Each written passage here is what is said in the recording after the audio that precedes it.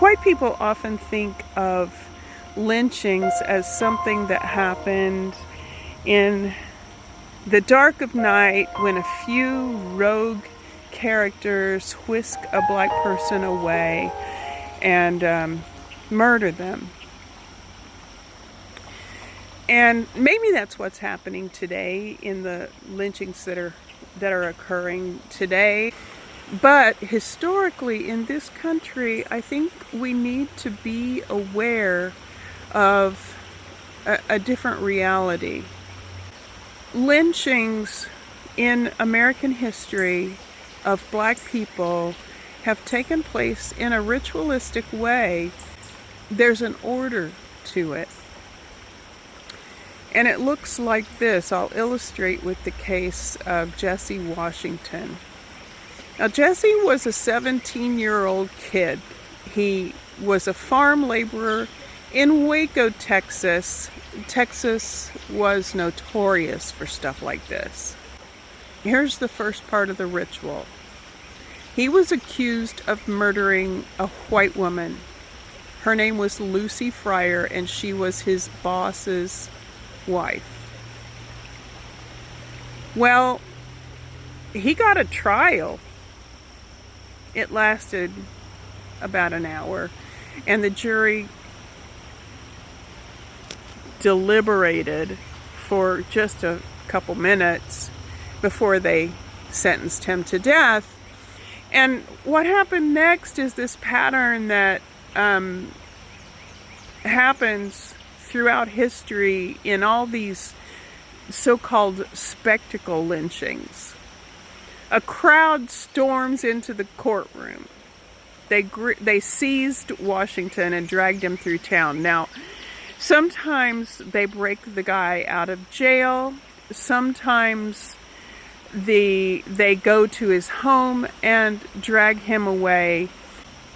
And then there's the audience. In the spectacle gatherings, there can be a big crowd. There were 5,000 to 10,000 people at Jesse Washington's murder, and they brought picnics. There were photographers. It was a party. So this was a community event that white people did to bolster white supremacy. Oh, good, we're going to have a lynching. And let's plan for that. We know what goes into a lynching. It's always the same. Let me bring in the point about this being a family affair. Businesses closed, schools let out, and children were an active part of the lynching scene. This creeps me the fuck out. Then comes a period of torture. It's rare for someone to immediately be hung to death.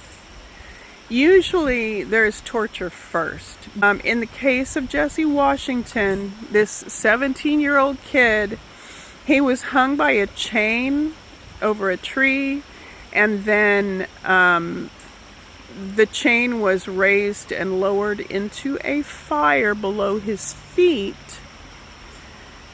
repeatedly for approximately 2 hours until he finally died. During this process, while he was still alive, he would occasionally try to pull himself out of the fire because his body was burning. Well, they didn't like this, so they cut off his fingers so that he could no longer pull himself out of the fire. Families posed for photographs. So after Mr. Washington died, people rushed up to the remains and cut away pieces of Mr. Washington's body as souvenirs. Children participated in the dismembering of the body. Boys pulled the teeth out of his skull to either sell or keep for souvenirs. Now, it is not easy to get the teeth out of a young adult in their prime. They had to use force. They had to have teamwork. And the children did this.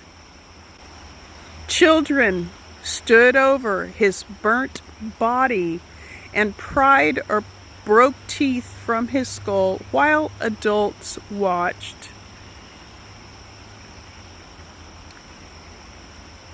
And then after it was all over, the photographers sold the pictures. They sold the pictures of the murder. It was a public ritual of racial terror that was witnessed, approved, and remembered apparently fondly by an entire community. Our culture, such as it is, devised a system of ritualized murder of black people. Those kids lived on, and they raised kids. A kid who participated in a lynching raised children, and those children grew up, and their children are alive now.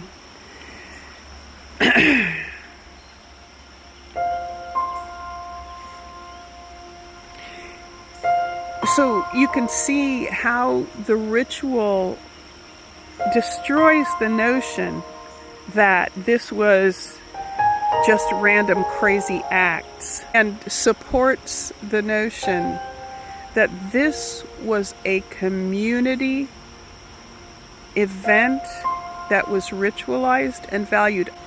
Religious leaders were often involved in the accusation and in the trial and participated in the lynchings.